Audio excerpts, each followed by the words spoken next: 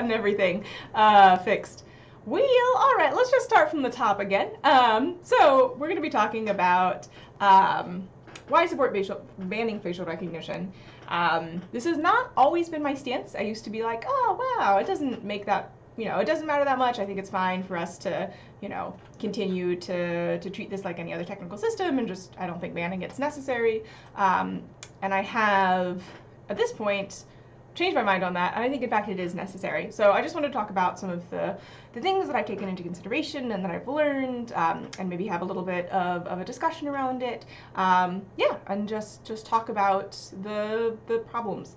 And I have, I mentioned while I was muted, sorry about that, that I was intending to write this as a blog post, but I've been putting it off and putting it off and putting it off. I was like, heck with it, we'll do it as a live stream instead.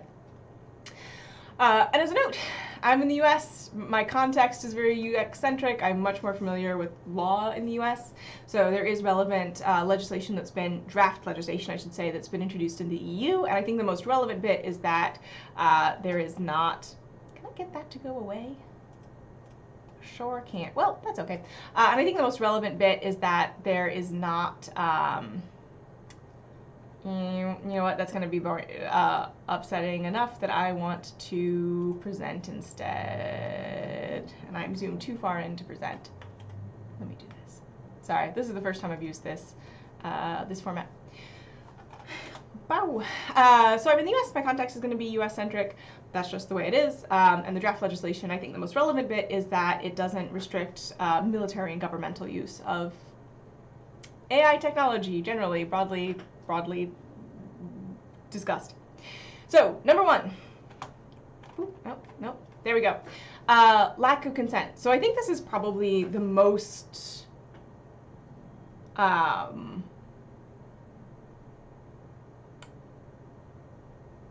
glaring problem with facial recognition as opposed to other types of biometrics, right? So you are currently, if you are, anywhere online, included in facial recognition databases that are available to commercial and governmental users and private users as of like now. You did not provide your consent for your data to be used in this way. You may not be aware that it is in fact being used this way. I would argue that most people don't. This is biometric data, so it is tied to who you are physically as an individual. You can't, it is very difficult to change your face enough that you are no longer visually recognizable as the same person that you were before. And the fact that this technology is being used on you currently, like right now, without your consent, without your knowledge, I think is what makes it so much more dangerous than other related technologies. So a couple of the big players here, so probably the biggest one is Vue Ai, if you've heard of them. So I believe they say that they only, I do not trust this company as far as I can throw them, and since it's a, non-corporeal entity, that is zero. But they claim that they, mostly work with police departments. The ACLU here in Washington, that's the American Civil Liberties Union, which is a individual rights advocacy group, claims that the Seattle Police Department, so I'm in Seattle, is currently using Vue Ai. The Seattle Police Department has responded that they don't have a contract with Vue Ai, which is not exactly the same thing. And yeah, this is an enormous scrape database. They're currently, I believe, being sued by Facebook and Instagram and pretty much anybody who hosts your social media data because it was scraped without consent. Again, without your consent as an individual and also without the consent of the sites hosting them. And your data is in the Vue Ai data set. Like, if you are watching me on YouTube or Twitch, your data's in there. Your face is probably in there. So that's a really big data set. There's another one that just launched. Jordan Herod has a video about this, if you know her on YouTube, called Ai.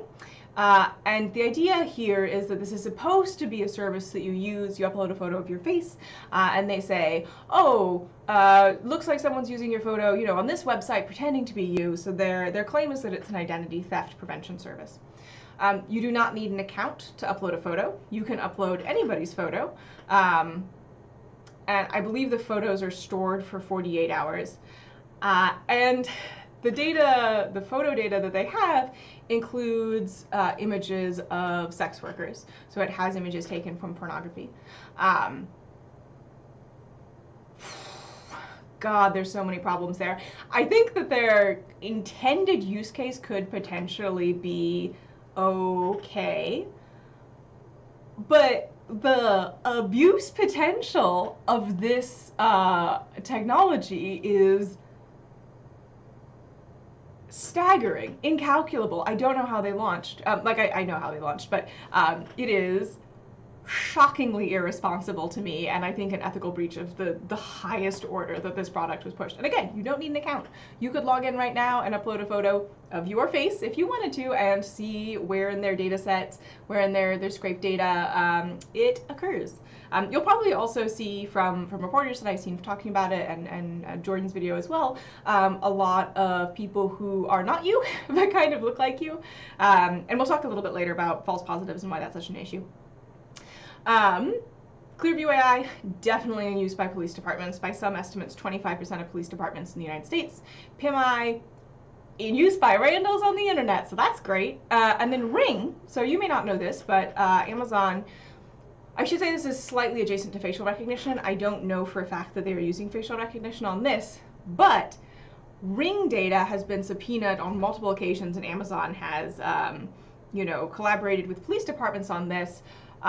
Just like, you know, we think something might be happening in the area, we want all the Ring data, and Ring is like, okay, if you're unfamiliar with Ring, it is a smart doorbell, so it, you know, takes video of the outside of people's houses, looking outwards.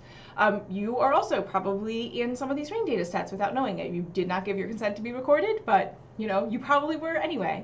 And every time you see one of those like heartwarming videos about, you know, oh, this mailman, you know, found a lost kitten and like showed it to the Ring camera, oh, like if you are a gig worker, if you're a delivery driver, you cannot not be surveilled by these cameras that you don't have a choice in. And I think this is really distinctive from things like fingerprint recognition, right?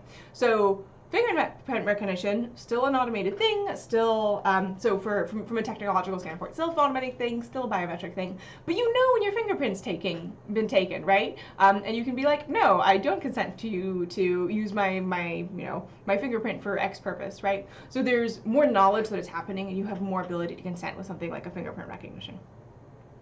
So there's like, you are in facial recognition databases, and also employment has become contingent on your willingness to be surveilled and to use facial recognition data. So I didn't actually get the article for this, but and I'll share all this.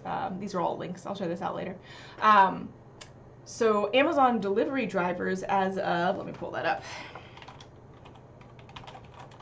Currently, this is happening live, are being required to use facial recognition in the cabs of their trucks as a condition of employment. You have to consent to the surveillance in order to continue working to make money and to eat food and pay your rent. And that's, wow, that's awful. I'm trying to find the most recent thing, because it came out pretty recently. Here we go. Okay, so here's from MSN. Amazon reportedly demands that delivery drivers submit to invasive biometric surveillance or be fired. So this type of surveillance biometrics as a condition of employment. Yeah. And why is this a problem? I mean, aside from surveillance chilling public discourse, being a problem for free expression in society in general, people don't fucking like it. People don't like to be surveilled. And I think a really good piece of evidence here is that the iOS recently launched an ability for you to not be tracked and to have a higher degree of privacy. And 96% of users in the US opted into this, right? So they were like, no, I don't like this actually. And there's also a Pew survey, and so this is more on privacy. About how Americans, and again, I mentioned this is very American-centric. I'm American, I'm sorry. I think this probably applies in a lot of places, though, that people don't fucking like being surveilled, man. And that the majority of Americans say that they know they're being tracked and that they don't like it. So why are we building tech to increase this and to increase the number of places where this is happening? All right. And you may be like, okay, well, fine, but I personally am fine with surveillance. I think that surveillance is not a problem. I think that like surveillance as a condition of employment is just like, something that's become accepted in the American culture. Rachel, I don't agree with you. So these systems exist. You are in them, like you right now are in them, and the unintended uses of them are very glaringly obvious, and no one yet has managed to provide me an example of facial recognition that doesn't have an unintended use, right? So the number one thing that comes up for me is stalking. So the ability to, let's say, scroll down tiny bit so you can see the top of that. So the ability for someone to see another person and find personal data about them and be able to find their exact physical location. And this is, just sort of generally a problem, particularly for women and violence against women, and especially for domestic abuse survivors. So you may or may not know of someone in this situation, but I have multiple friends who are, for all intents and purposes, don't exist online. They have completely scrubbed their online presence. And the reason is because, well, in one case it's harassment. On the other case, it is an abusive ex, right? Someone who, if they found them, they have good cause to believe would try to kill them. And this is very common. And also, a group of people who commit domestic abuse at very high rates are police officers. And do you remember how the facial recognition database that you are in is available to police officers? I do. This is gonna get people killed. This is absolutely gonna get people killed. And it's going to be marginalized people. It's going to be people who are already vulnerable. It's going to be sex workers. And that just is unacceptable to me. Completely unacceptable. Harassment, showing up to somebody's place of work because you found out where they work, because you took a picture of them on the street, and then you used one of these services to look at what their face looked like, and then you were like, okay, now I'm going to like go to their job and sexually abuse them, and that's, like very real concerns, very real concerns. And also just generally blackmail, right? People have the right to privacy. Not everyone should be able to find out everything about you. That's, a deep invasion of privacy, which I think is a value that certainly most Americans have, right? We believe in privacy, we have a right to privacy, and this is really infringing upon that. So, very serious harms to individual. And again, I have not yet been shown a facial recognition system that does not lend itself to these unintended uses and harms, period. Not a single one. And you might be like, oh, Rachel, what about, just using your face to unlock your phone? They just don't like know if it's you or not. That's fine. Pretty easy to spoof, right? Pretty easy to spoof somebody. Or, if I need to get into somebody's phone, I can use their face to unlock it. And again, thinking about, people in domestic abuse situations who maybe you're trying to leave and maybe have information about that on their phone, which would dramatically, immediately increase danger to them. Yeah. Bad. Not good. Bad. And again, no system. I have seen no facial recognition system that does not lend itself to these problems. Also, beyond that, just from a engineering standpoint, the systems don't tend to work great. Particularly the really large surveillance systems. But I'm sure if you have used a facial recognition phone system for something like unlocking a device, you've probably noticed that it fails pretty often. Due to the scale of these systems, false positives are going to happen, and there are going to be a lot of them. Let's pop this open. This is a really good discussion of this in a little bit more depth if you're interested. This is from Blink Identity. And there's just like a really good talking about why this is a thing from a statistical standpoint that I don't want to get into too deeply right here, but it's a good resource if you're looking for something. And because false positives are such a big problem, when these systems have been deployed, they have been pretty much useless. So this system was deployed in the UK by police, and they did an audit of it.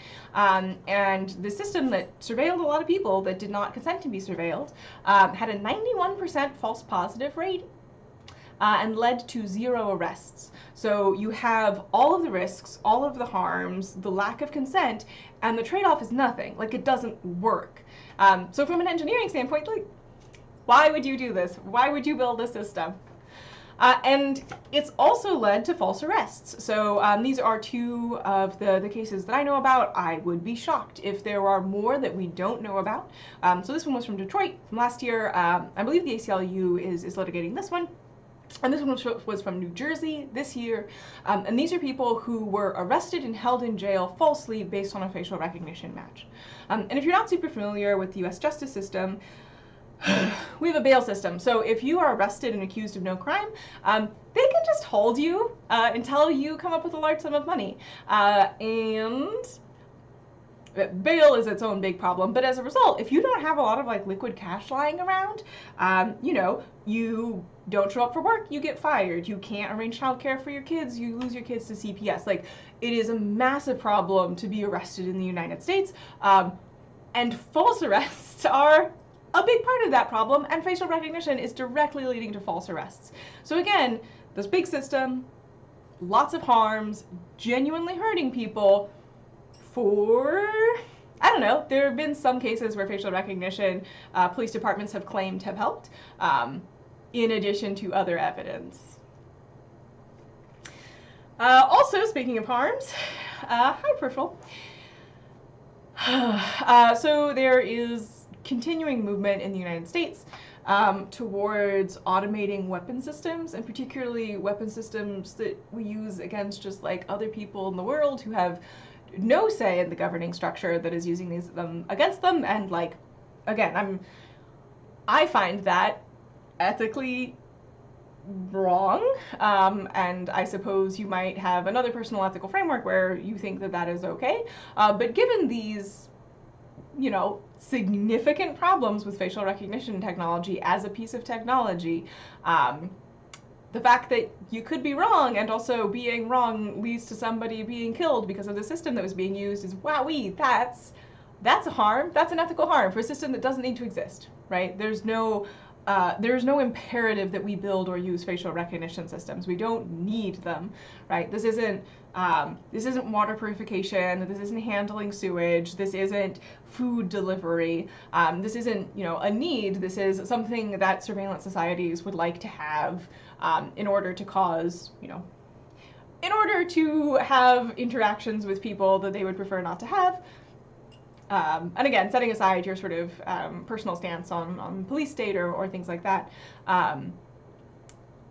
yeah, we don't need them, and they are hurting people. And also, they're racist. So, there's been a lot of work on this. Joy Buluwami and the Coded Bias project, which I believe is from the Algorithmic Justice League. Let me double check that really quick. I don't want to say the wrong thing. Algorithmic Justice League. EAGUE. Yeah. Has done a lot of work on this, and she, if you saw this, I can't go further up. If you saw this project about facial recognition results going up for her when she was wearing this white mask as opposed to her natural skin tone, which is quite dark, she was the lead author behind that project. And if you enjoy documentaries, they have a documentary. Their documentary Coded Bias is now on Netflix. I would really recommend you watch Memory Tot. Yeah, it's good. Yeah, and Joy is fantastic, really good researcher. Has helped shed a lot of lights on these harms. And I think she also testified in Congress as well. I'm pretty sure for the Biometrics Act. But these systems are less accurate for people who aren't white, basically. And you might be like, well, Rachel, you're saying these systems are bad and shouldn't exist in the first place. The American justice system is particularly bad for people who aren't white. And I believe both of the people who were falsely arrested here were not white. So it is causing more harm to people who are already in a more vulnerable position than it is to people who are in a less vulnerable position, like me. And finally, okay, so you're like, okay, Rachel, you're being such a negative Nancy. You know, maybe you think they're very useful for accessing systems, right? For like biometrics and safety and authentication.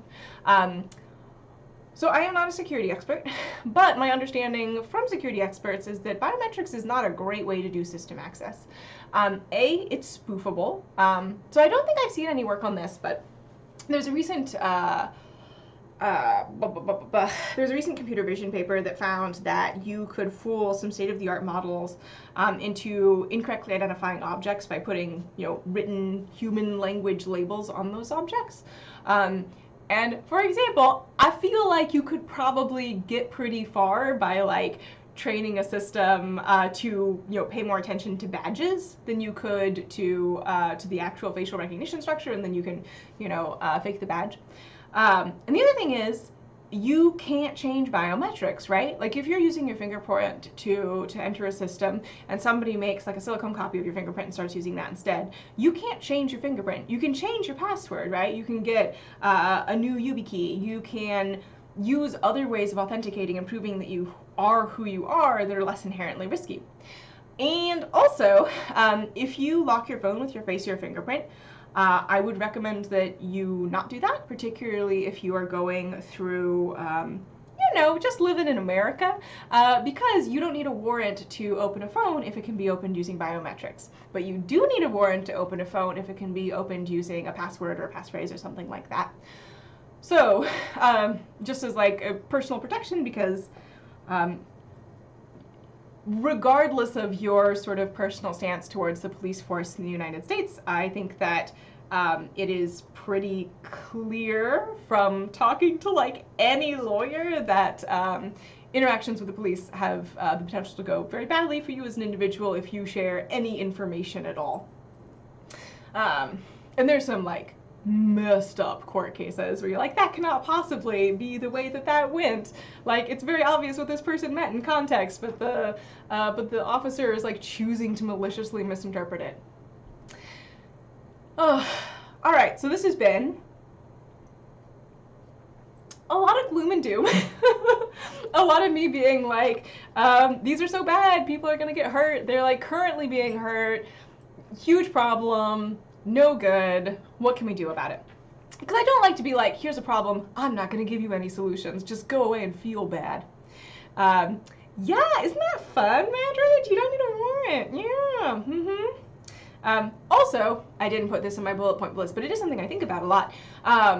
You know, if a person falsely informs on you, right, and like is like, oh yeah, Jonathan was definitely at the convenience store that got robbed. Yeah, you should go arrest Jonathan.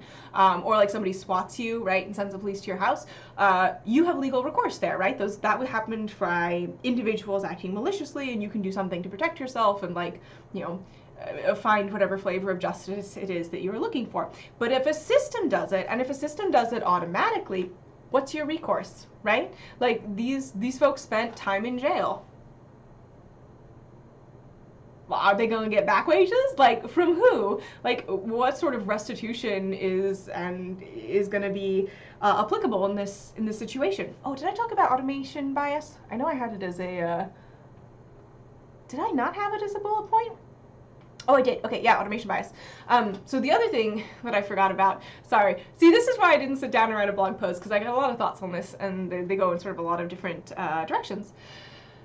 The thing about automation bias is that people are more likely to take the recommendations of the machine than they would have otherwise. So if the machine is like, the facial recognition system is like, Rachel definitely robbed that convenience store, right? And, they've got 3 suspects, and I wasn't one of them, but, they're like, oh, you know what, the machine's probably right, you gotta trust the computer, all-knowing AI, and then they arrest me, even though perhaps there were other suspects. Right, that's automation bias. So the automated process is taking precedence over other processes. I am not saying that the American police system works great. Again, you may have your own feelings on that. Yes, a good place for you to do your own work, and I'm not an expert in policing at all. So what do? Bans.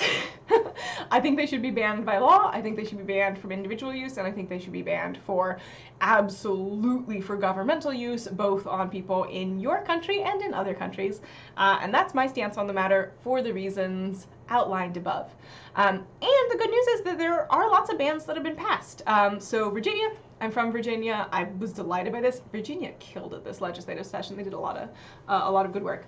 Banned statewide police use. Commonwealth-wide, Virginia's not a state, Commonwealth-wide banned police use of facial recognition point blank. Portland passed a very broad ban, so not broadband, broad ban of facial recognition. So governmental use and police use, yes, but also businesses can't use it on their consumers, right? If you're familiar with sort of like Amazon's like completely automated cashierless grocery store, it uses facial recognition, so that wouldn't be allowed in Portland. Which again, I'm a fan of. San Francisco's banned facial recognition. A lot of the people who work on facial recognition live in San Francisco, the city which has banned it, and I feel like that signal, like the people people have asked for these systems not to be used in the place where they live. Right, Oakland's banned it. Somerville's banned it. Those are both cities in California as well. So there's been a lot of sort of local bans. I believe Massachusetts had one. I don't know if it actually passed. I know there was something with New York. It might have been restrictions rather than bans, but there is momentum, and some stuff has already happened, which is fantastic. So you may have additional protections. And there are some proposals. So the George Floyd Justice and Policing Act of 2020, I don't know where it is right now, included a subsection that had a ban on facial recognition for police usage. The National Biometric Information Privacy Act, which I believe is currently live, also included a ban on sort of all sorts of biometrics. So not just facial recognition, but also voice recognition. Voice recognition, I think, tends to be less of an issue for me because you are protected by recording laws, like voice recording laws in a lot of states. And also, it is much harder to get good, clear voice signal than it is to get a picture of somebody's face. And then in King County, so I am in Seattle, which is in King County in Washington, there is a current county council ban that's under discussion that would not allow county departments to use facial recognition, including the sheriff's department. And there's also, it might have expired. Seattle's policing is a little bit weird because there's a consent decree in place, which actually limits what the city council can do to change the policing situation. This is all hyper local, but we did have for a while a surveillance ban that I believe has since expired, and I don't believe the King County ban would apply to Seattle, Washington. And also, Dan Strauss, why won't you meet with me, your constituent? Why are you ignoring my emails, Dan? Why? Anyway, this has been something that I've been working on. So, if this is something that you care about, like I care about, the number one thing you can do is work with your local representatives first. It's going to happen much faster than the national level. It'll like protect you and people you care about right away. I'm not saying you don't care about people who don't live in your city, but like your immediate area. City councils, county councils, have been the ones who passed a lot of it. State level legislation, I think you're going to get a lot more mileage much more quickly than trying to focus on national legislation, but also do support the national legislation. And so this goes for folks outside of the United States as well. So if you live in the EU, contact your representatives and ask them to remove the military exemptions in the current draft of the AI regulations is something I would recommend. If you live in places that don't have a representative government, I am not as familiar with sort of how to do activism in those situations. So yeah, but look for local organizations that are working on this. So the Algorithmic Justice League has, they're more focused on education than like pushing specific pieces of legislation. Specific places, specific organizations that are working on sort of more the legislative side. The AI Now Institute, I believe, is doing quite a bit there.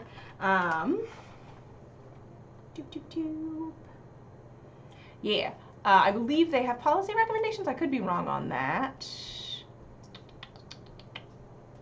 Anyway, but a lot of folks here are doing really good work.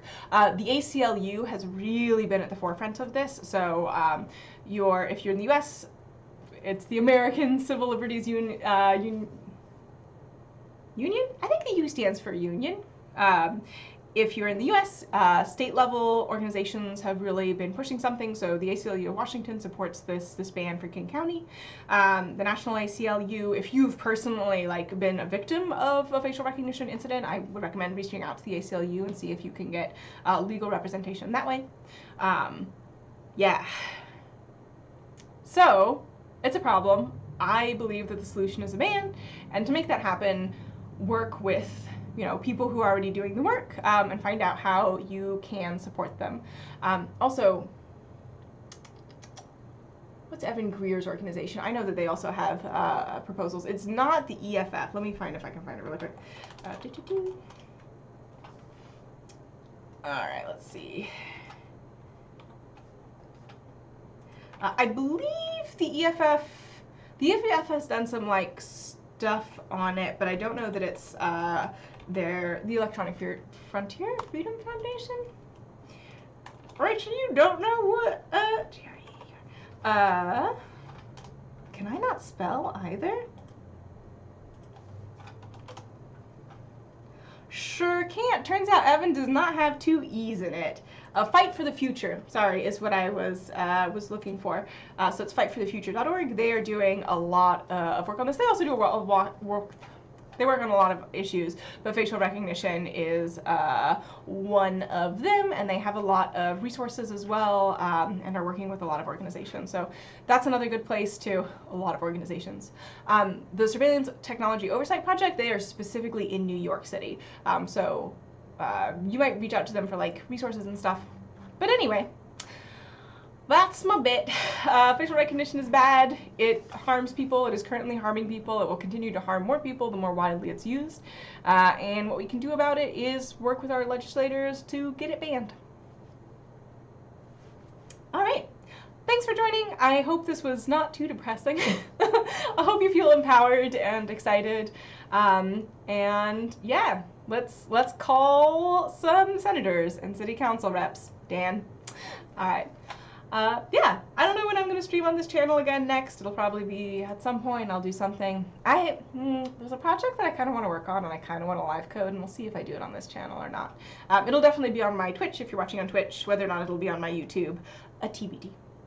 All right. Thanks for joining. Have a great evening, and yeah.